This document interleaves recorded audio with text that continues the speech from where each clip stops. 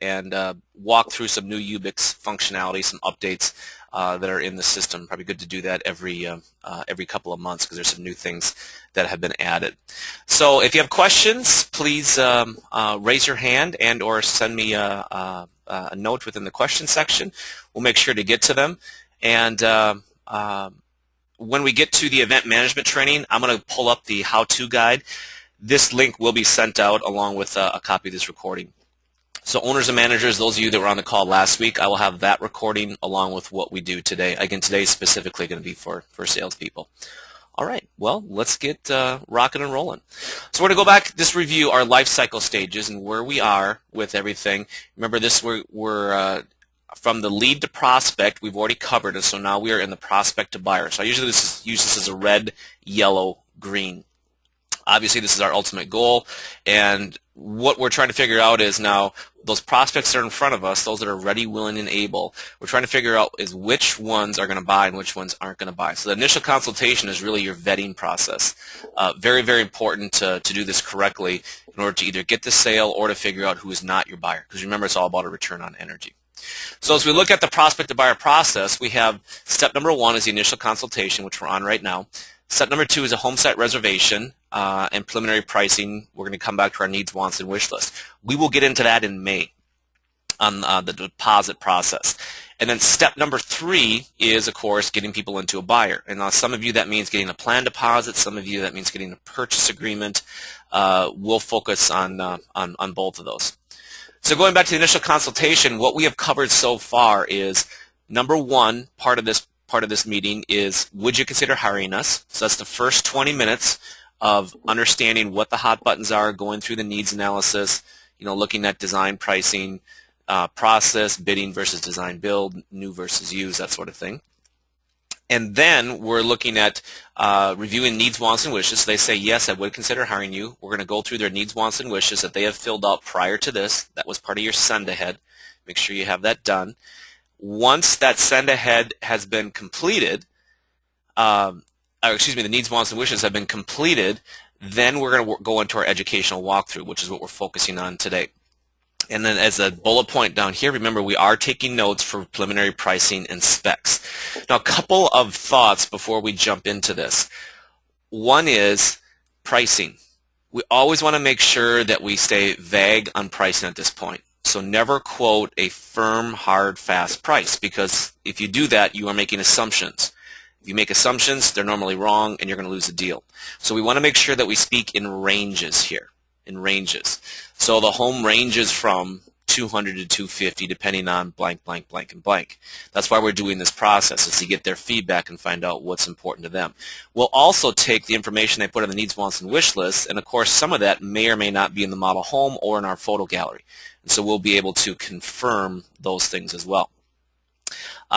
So number 2, when you're going through this process, is remember it's very, very important that you use a process called question in, question out. So you're going to have a demonstration point, as I'm going to show you here in a second. And at each demonstration point, it's very important that you question in and then question out again. So by questioning in, I'm simply going to use like a Socratic question. Let's say, hey, Chris, what's your first thought of the question? Or do you like this exterior? Or excuse me, what's your first thought of the kitchen? Do you like this exterior? Is this what you were hoping for? That sort of thing. And then when we question out, we are going to do a summary close. So it sounds like you'd like a kitchen similar to this, except you want to have white cabinetry, you want to keep the granite countertops, and we want to make sure that we keep that large window over the sink. Is that right? And so it's a summary, more or less a summary close as you go out. There'll also be several questions inside of it that we will get to. And Jeff, oh yeah, Jeff, I got your note here. You would like to be unmuted. Hold on a second.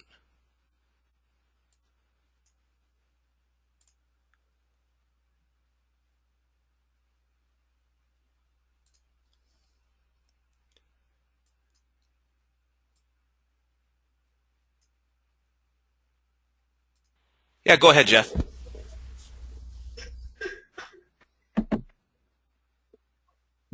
Jeff, you had a question?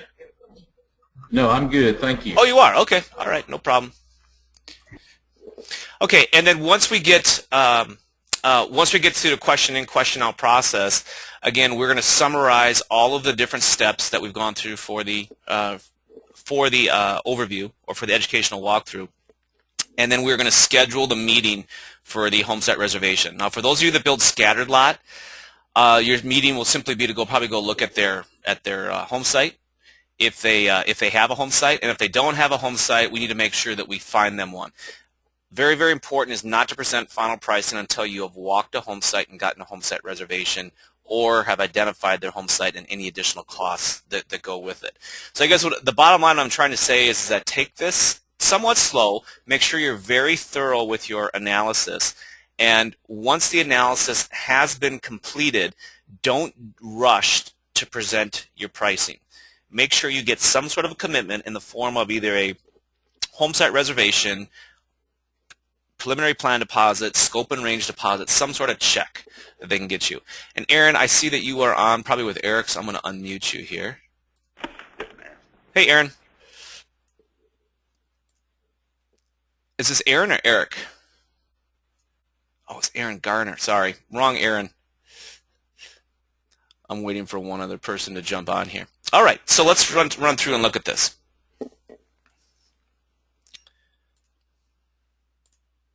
Now, if we went back to our model home demonstration worksheet, and those you guys should all been able to download this, out of Game Day Coaching. I will show you where it is if you haven't done so already. But we're just going to run through again the components of the demonstration and then look at a potential demonstration here. Now, first is area of focus. So anytime you pick a demonstration point, you are going to choose what you want to speak about. And my recommendations are this: choose either storage or convenience, entertaining, flexible living, or relaxing, de-stressing. And I'll show you how that works in a second here. One of our clients, NIH Homes, actually color codes their plans between these 4 areas. But that would be your area of focus. Then you're going to have a Socratic question. So that's the question I mentioned to you about your lead-in question.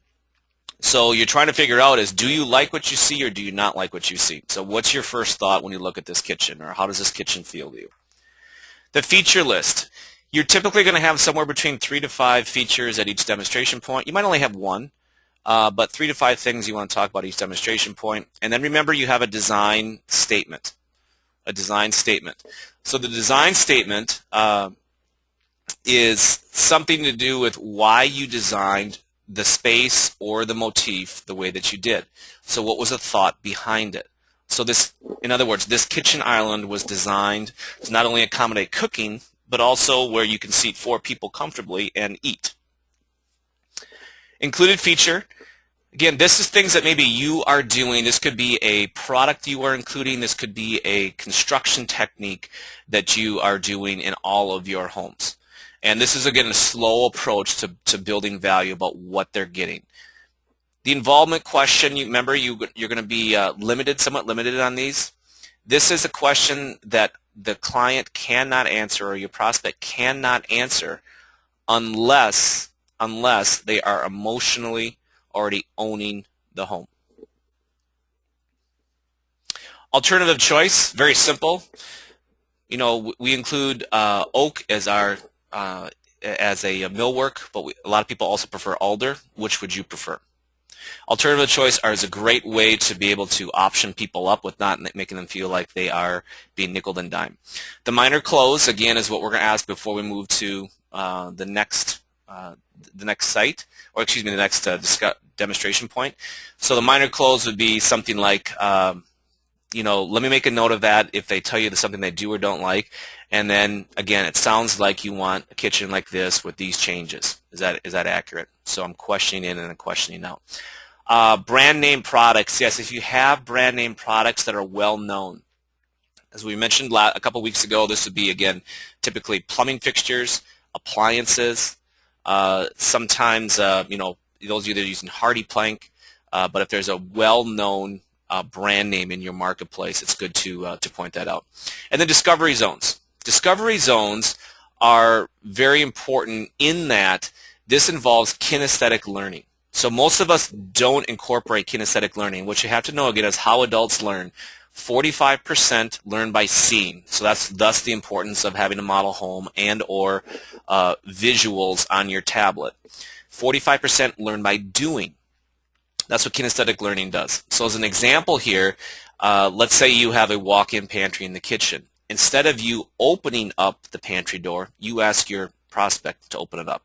So go ahead and open that door, Mr. and Mrs. Prospect. Oh, wow, isn't this great? Beautiful pantry. Oh, what do you think of that? Is that what you were hoping for? Could you, imagine yourself going to Costco and getting all your stuff in there? Oh, yeah, we don't have anything like that in our house right now. That's phenomenal. So that's a kinesthetic learning zone, or what we call discovery zone. So this is, again, what your demonstration should look like. So what we did here, again, as an example, is we started on the exterior. I would recommend always starting on the exterior. Okay, so what is the exception to that rule? Well, if it's 20 degrees below zero out and 4 feet of snow on the ground, sort of like what it feels like today here in Minneapolis. But always start on the exterior.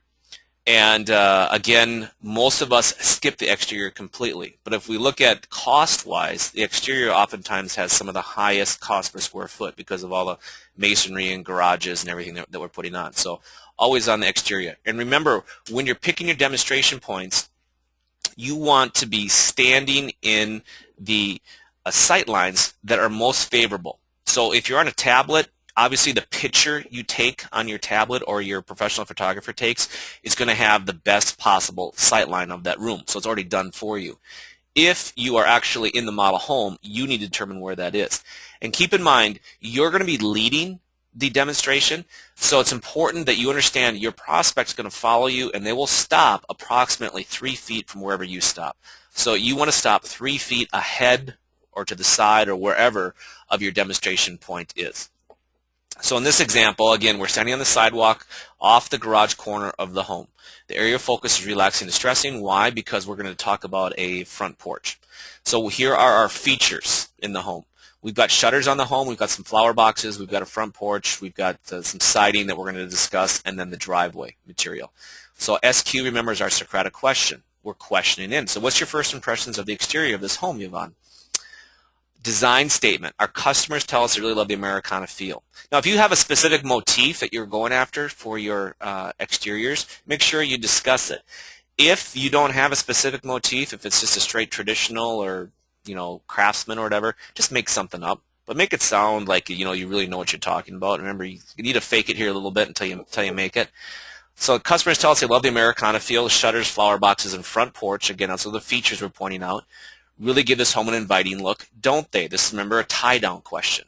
It's a yes momentum, don't they? Oh, they sure do. Now I'm going to use a brand name and an included feature. So the James Hardie siding not only looks great, it's very low maintenance, 50-year warranty. You don't have to repaint for 10 to 15 years. Involvement question. Remember, I'm not going to have too many of these, so you need to make sure that they are spaced appropriately.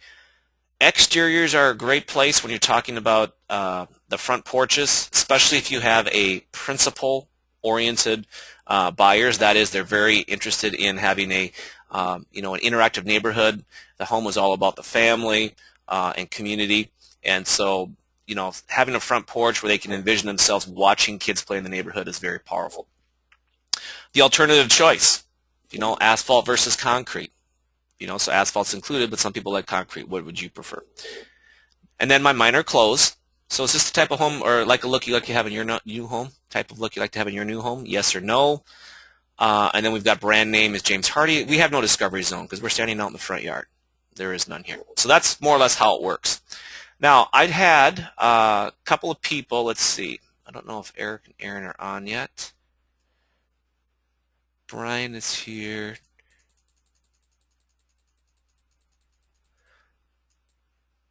Okay. I had a couple of people actually before this actually put together one of their brochures and show you kind of how this would work. So this is from NIH Homes and one of their model homes that's currently up right now. And so what they simply did is took their floor plans and started numbering here. Let me see if I can get my highlighter out. Started numbering where they're going to stand for the exterior. So you can see here's a number 1. This is approximately where they're going to stand, to look at these parts of the home. And then they're going down to the lower level. So those of you that don't have basements, Great, don't have to talk about them or go there. But they're going to the lower level family room, mechanical room for 2 and 3. Then upstairs, main floor, family room. Then we end up in the kitchen. And notice there's a walk-in pantry right here. Then we go to the rear foyer. So there's 4, 5, and 6. Now 7, we end up in the owner's suite. And we're also, of course, going to demonstrate the closet while we're here. And then 8 was the Jack and Jill between these 2 bedrooms. So we were able to look at the bedrooms. This one has a walk-in closet. Now a couple other things that I would also hit is there's a princess suite over here. I would hit that as well. So I would actually have 9 demonstration points. Why start in the lower level? There's no reason why to start in the lower level or not start in the lower level. A lot of times what you want to figure on is you want to end up in the most, say, emotionally charged room there is. So I would suggest that you end up in either the owner's suite or the kitchen. So if you want to start in the upper level and work your way down from there, that's fine. If you want to start in the lower level, work your way up. The important part is probably start in the exterior first. Okay, so Brian, I think that was you, so hopefully that answered your question. Let me go ahead and clear this out.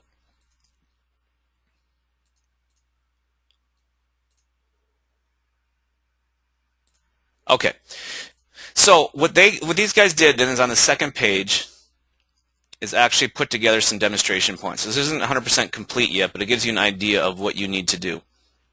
So on the exterior, so they're going to focus on relaxation and distressing. This particular home did have a front porch.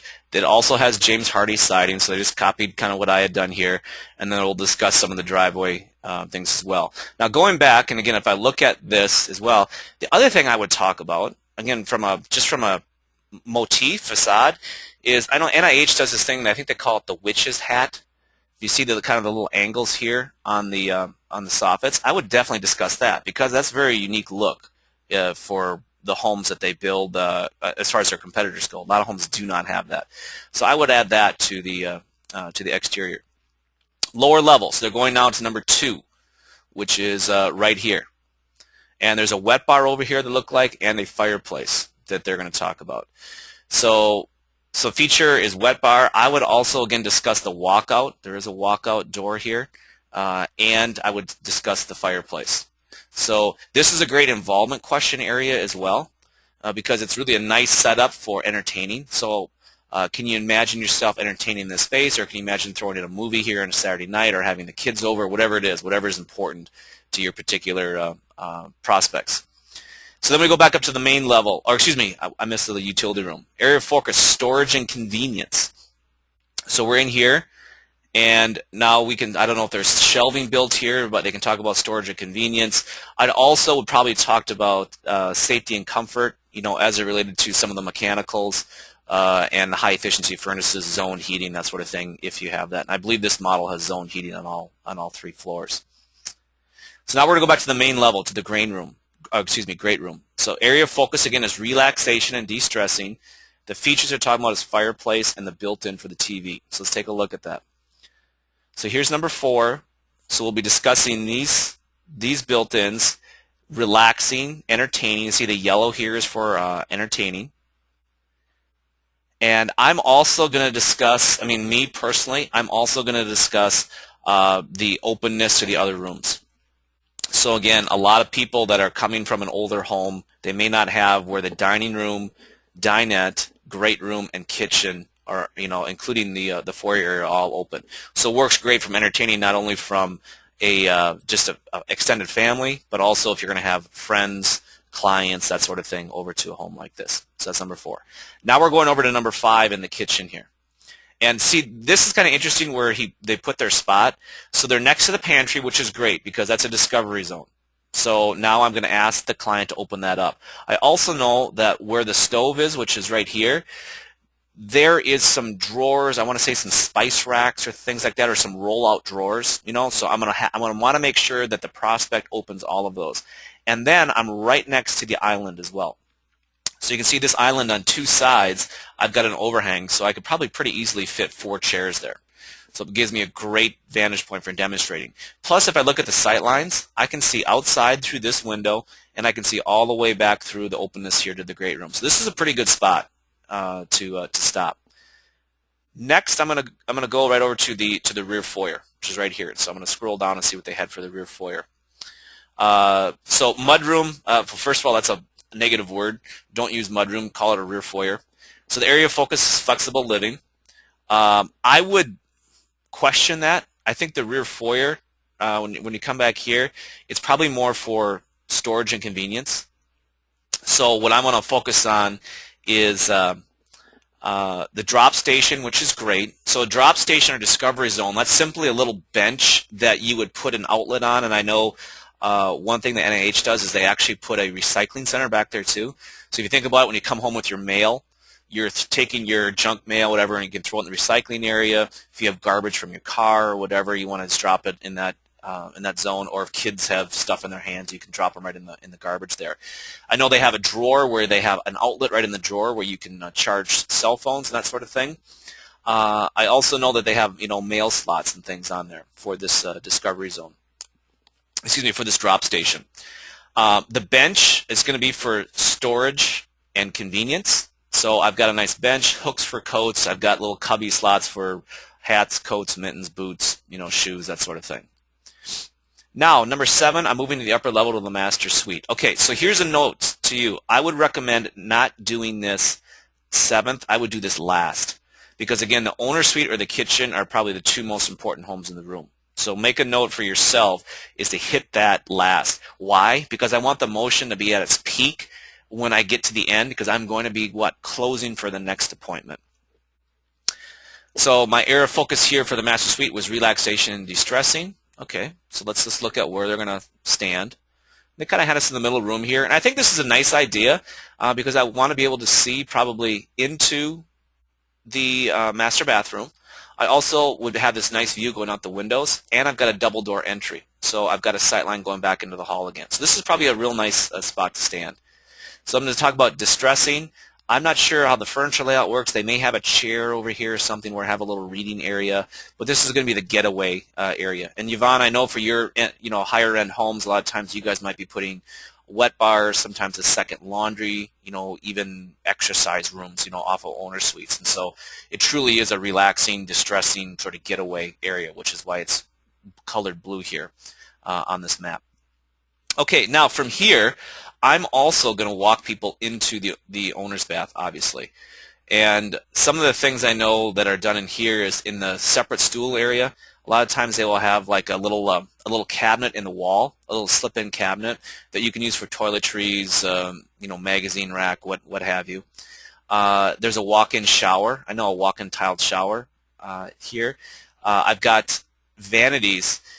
In one of the vanities here, I know that they put a drawer in the vanity that has a outlet inside of it and 2, almost looks like a metal slip-in sleeve going into the cabinet itself. So the idea here is that you can keep your curling iron, your blow dryer inside this drawer and plugged in. And so if they're hot, they go in the metal part of the drawer. So you can actually leave them in there hot so they don't touch any wood. It's a very cool thing. Sometimes also you'll have nice linen cabinets and all that on that vanity that they can open up. Now, so I'm going to probably be right in here about the middle of this bathroom. So now I've got a sight line into the separate stool area. I have access for a discovery zone right to the vanity drawers and linen cabinet, and people can also walk into the shower and see my a couple of shower heads. All right, so let's keep moving now down to 8. In the upper level. So here we're talking about the Jack and Jill bath, and area of focus is relaxation and distressing. Again, I would probably change this to storage and convenience again. Why? Because it's convenient as heck. It actually keeps the kids from fighting too, is when they can get ready in the morning or get ready at night for bed and each have their own sink and not have to step over one another. So the feature they have is double vanity, which is right, but storage and convenience is what I would focus on. So if I go up here, I can see number 8. This is where they're looking at standing. And yes, I would agree with this. I might actually shift this over because if you see, I've got a wall here. So my sight line, I hit this closet wall, whereas I can always see into this room. I would probably take this 8 and shift it over in front of this vanity. So now I have an angled view of this room. I can still see this bedroom, and I can still see this walk-in closet, which is going to be pretty important for me to focus on. Obviously, the split vanity I want to demonstrate. I've got the privacy of a separate stool and shower room, so one kid can get ready, one kid can be in the shower or tub. And obviously, I've got a really nice linen closet in here again. This would probably be a discovery zone for me that I would recommend. Now, involvement question would be pretty powerful here. Again, especially for those of you that are dealing with the target market that have had kids that seem to get into a fight once in a while. I don't know, I've got a 6 and an 8-year-old, and they seem to always figure out how to do that. But whenever we go on vacation and they're sharing a bathroom and there was only one sink, inevitably they fight. At home, they actually have 2 vanities, like what's shown here, and which alleviates a lot of fights. So this is a good spot to have a discovery zone to talk about, wouldn't it be great if the kids could get along and not have to step over one another when they're getting ready in the morning or getting ready for bed at night. Now, the final one that's not on here that I would recommend is over here in this Princess Suite. And now this is labeled as a flex room, which is your great Socratic question leading in is, how would you use this room?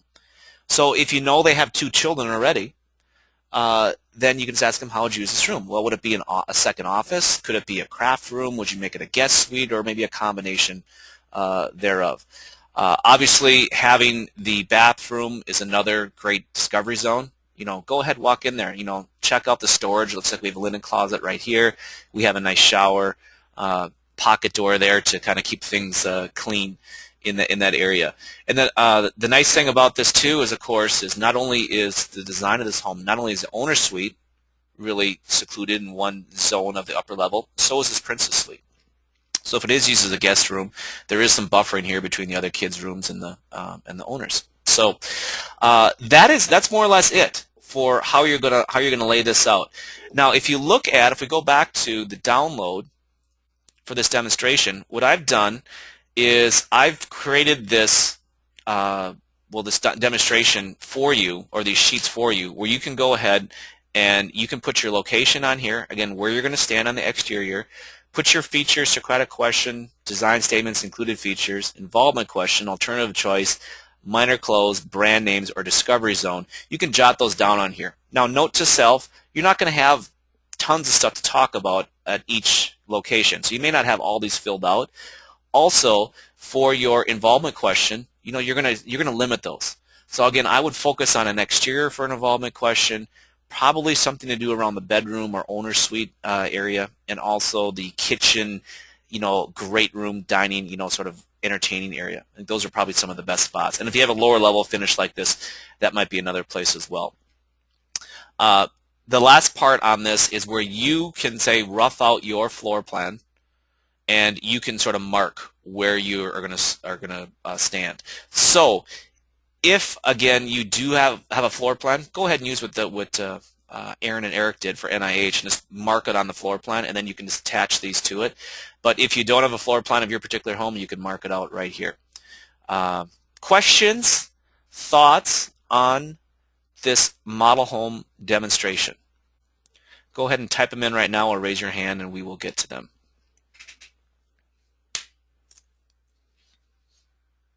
I don't see any. One thing I'm going to show you right now as I bring my this in here is if you have not downloaded this model demonstration worksheet, in Game Day Coaching, you're going to go into the transforming cold leads into hot prospects. So this is the beginning of the sales process. You're going to go into this section, and you will come to the page that I'm on right now. So transforming cold leads into hot prospects. So click on the members, click here. That'll take you down to all the content, and you're going to scroll down until you see Model Demonstration Worksheet, which is right here, demonstrating a model home. So I will go ahead and click on this. You will see the video tutorial, and then you're also going to see the link to download the guide that I just showed you. That link is right here. So I do about a 3 to 4 minute video tutorial again going through this. Go ahead and download it. You can get those worksheets and you can go ahead and fill that out. This is an art. This is an art form, properly demonstrating a model home. And it's a lot like your first part of your initial consultation, where you're going to adjust your presentation based on your prospect's hot buttons. It's the same thing here. You're never going to demonstrate a model home twice, the same way twice. It just doesn't happen. So what you have to do is you have to prepare all these things, have them ready to go, and then you pull out what you need to use based on your prospect and leave in the, in your arsenal the stuff that you don't need. So how long should a demonstration take? Well, first factor is it depends on your clients and, of course, the size of the home. If your clients are asking a lot of questions, it's going to take longer. But I would say on average, probably somewhere between 30 to 40 minutes. So what you are going to have is your initial consultation, 20 to 30 minutes, where you're going through needs analysis, you're identifying hot buttons, you are confirming, if they want to work with you, and then another 30 to 40 minutes of model home demonstration. Now, those can easily be doubled if you get someone who's real analytical and asks you a ton of questions, as you already know. But you should be able to get through most of what we just went through in approximately an hour to an hour and a half. An hour to hour and a half. And if somebody asks a lot of questions, you're going to push 2 hours. At the conclusion, if we go back and look at the conclusion of, let me go right here. At this educational walkthrough, you will have taken notes for preliminary pricing and specs. This is where you are going to confirm your next meeting to either walk their home site that they already have, or to actually pick out a couple of home sites that you have access to or you want to show them. So we're going to get into model home demonstration next month in May. Model home demonstration, again, is where you typically are going to get your first commitment. So here's the most important note of finishing your model home demonstration, is when you want to end on a high point, right? So I said end at a spot that is emotionally charged, such as the kitchen or the owner suite. That's where you close for the next meeting. Never walk away from that meeting without confirming the next time you're going to meet. Also, never do a model home demonstration with a one-legger. And for those of you who've been around for a while, I think you know what a one-legger means. It's when you're working with a husband and wife and one of them doesn't show up. So husband shows up and says, oh, my wife had to do something with the kids, or a kid was sick and so she can't come. Do not go through with a model home demonstration. I simply do this. I ask him, Mr. Prospect, will your wife be part of the decision-making process of the builder you choose and the home you ultimately decide to build? And of course, he's going to say, well, of course, she's going to make the majority of the decisions. Out of fairness to her, I'd like to suggest that we reschedule when she can be here. So the last thing we want to do is make any sort of decisions without her involvement. Wouldn't you agree? And of course, any good husband is going to say, oh yeah, you're probably right. So that's why if you look at the send ahead to the initial consultation, there's a specific section in there that says make sure all the decision makers are present. And when you do your follow-up to confirm that initial consultation, you have to go and you have to confirm that yes, Mr. and Mrs., if there are two, will both be there. Or it could be Mrs. and Mrs. or Mr. and Mr., whatever it is. But make sure that all decision makers will be there. So we've completed our educational walkthrough. We've taken our notes for preliminary pricing and specs. We have compared what they wrote on the needs, wants, and wish list with our educational walkthrough. We are now ready for preliminary pricing and specs. However, how can we give preliminary pricing without knowing either what their home site is or without having walked the home site? So we'd be making assumptions again. So we have to go out and do that next in order to give them preliminary numbers. All right. If there are no other questions, what I'm going to do next is I'm going to actually jump into event management. And this is a guide that we presented last week to the owners and managers. There's two, for your events, there's a module inside Ubix. As a salesperson, you do not have access to the majority of this. So what I'm going to do is show you that as an event goes out, what the process is, and then where your involvement is as a salesperson. First and foremost, you need to understand that events are by far the very best lead to prospect conversion tool. In other words, if you want to get people either back in front of you again. So you've met them once, you want to get them back in front of you again, or get them in front of you the very first time.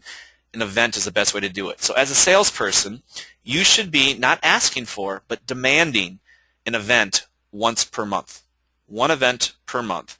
And we have a full system set up. The vast majority of it's automated. I'm going to go through and show you how it works and where you come into play here. So first and foremost, the system works like this. We are going to send out 4 email invitations to, and this is all your D leads. So these are people you have not met yet. So there are the first 2 emails go to your D leads. The second 2 emails go to all of your leads and prospects. So it's going to go to D's and C's plus your A and B prospects. So if you are actively working with an A and B, they're going to get 2 emails. Why? Because we are going to assume that you are also calling them, as I will get to that, and also send them a personal email to invite them to this. So A and B prospects. Postcards. Yes, we have a postcard management system, so we will actually send postcards to your A and B prospects. Now, all of your websites we have a ghostwriter on them. And that ghostwriter will also post 2 blog posts on your site. So anybody new that's on your site that is not yet in the database will have an opportunity to register for the event. And actually, this will be a lead capture tool as well.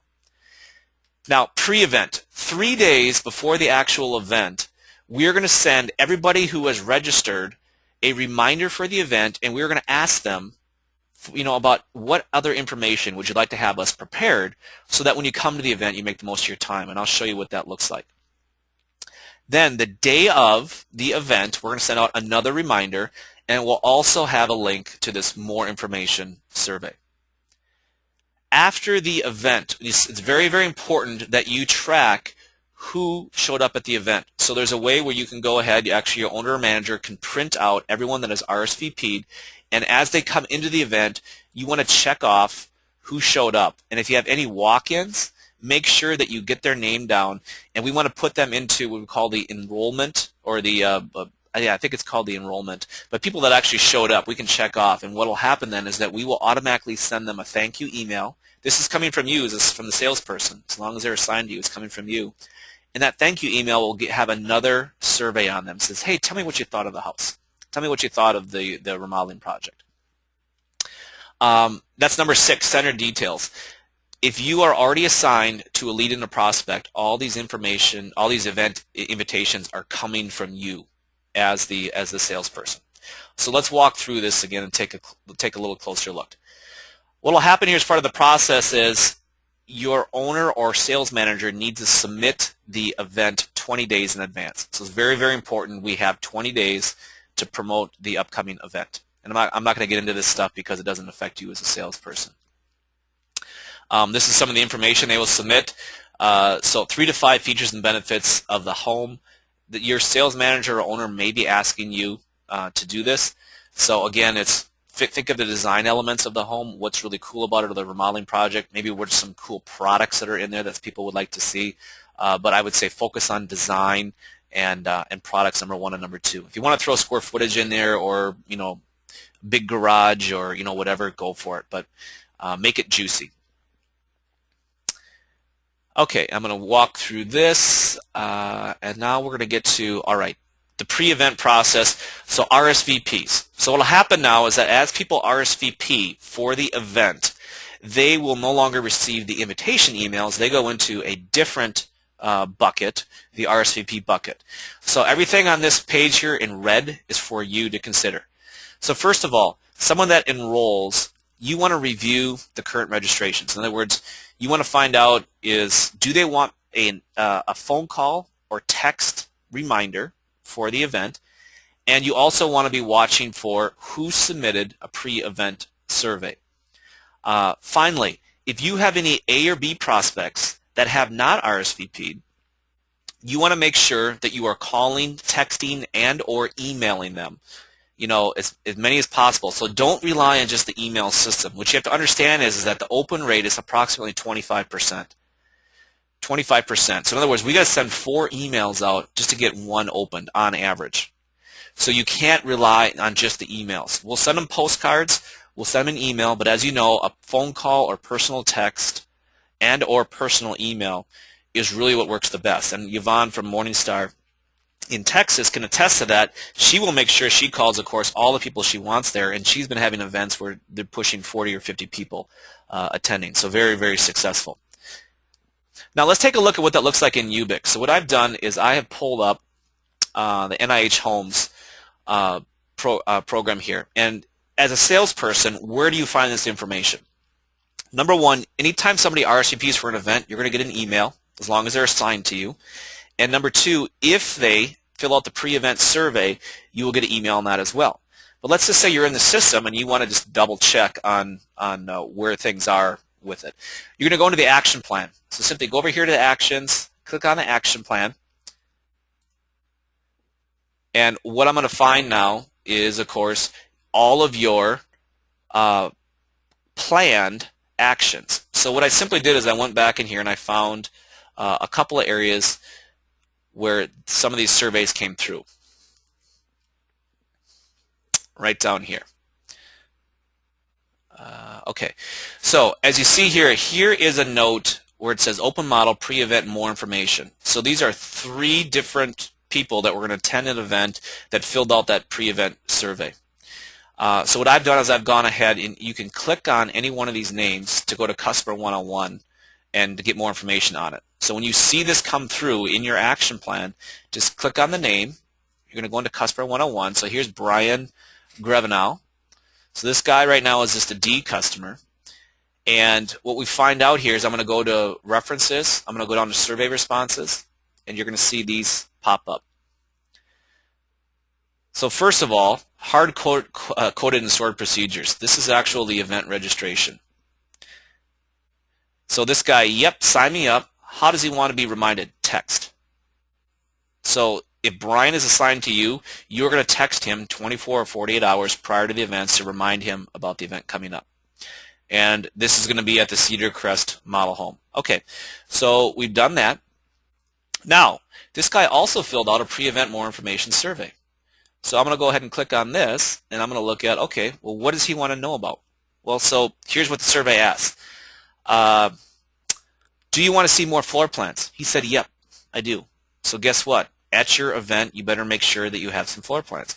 Does he want to see home site information? Yes, he does. Is he interested in product information? Yes. Does he care about the colors? Does he care about colors, the paint, carpet, and things at the event? Nope. Does he need help with finance information? No. So what I would suggest, as soon as somebody fills this out, I'm going to go back and I'm going to say, I'm going to call him because I got his phone number here now. In other words, you cannot get an RSVP for an event unless you fill out your phone number and address. It's kind of cool. So leads where we just have a phone and an email, or excuse me, a name and an email. Now we have all this information. So I can call him up and say, hey, Brian, got your information. I understand that you would like to have more information on floor plans and our home sites and also some products. Can you give me an idea on the type of home that you're looking for? Oh, and guess what? And while he's doing that, I can certainly go into my tag surveys into maintain a customer, and I can just start filling this information in right now. So I'm going to open up the tags, and I'm going to say, okay, yeah, what are you looking for? Well, what's your price range, locations you want to be here, when you want to start doing it. I can go through my full qualifications before I ever meet with them. Great, I'll have the information ready to go. Look forward to seeing you Saturday. That's how it works. So watch for those information. And remember, what it looks like is you're going to have something that says open model, more information, and then anytime it says open model phone reminder, okay, that means that there's been an RSVP. So on February 28th at 3:01, he RSVP'd. I click on his customer 101, which is right here. Information. I go to their survey responses, and what I'm clicking on is this hard coded and stored procedures. And that's what will tell me again. He wants to be a text reminder. I've got all his phone number and information here, so if I haven't talked to him yet, I definitely want to give him a call right away. Okay, now let's go back to our guide.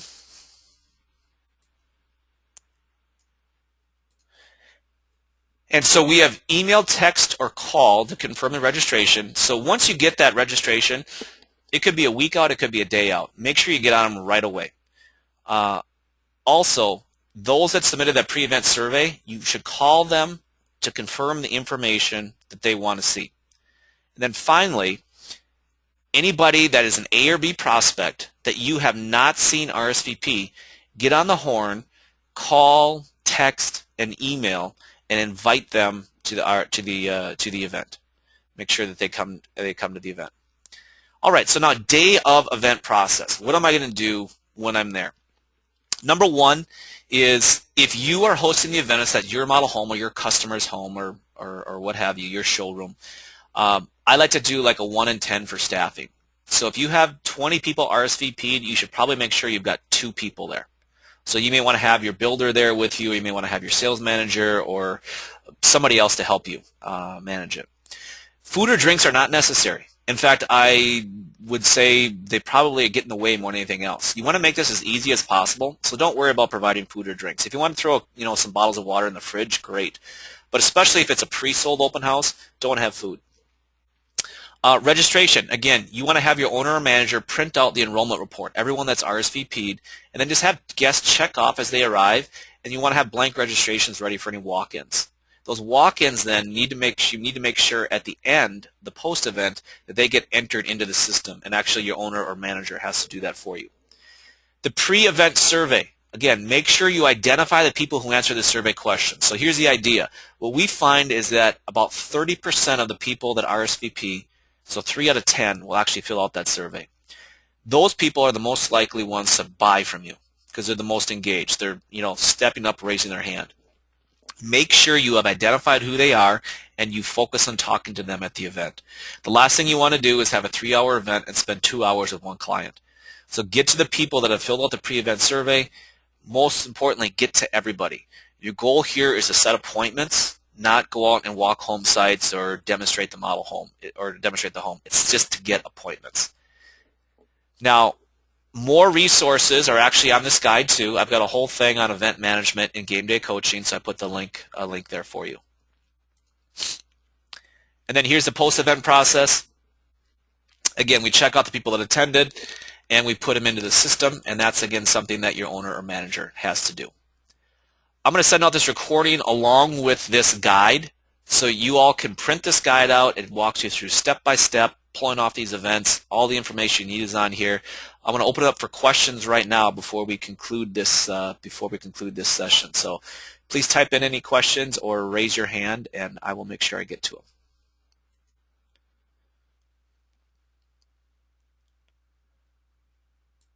Looks like I got a bunch of rock stars in here.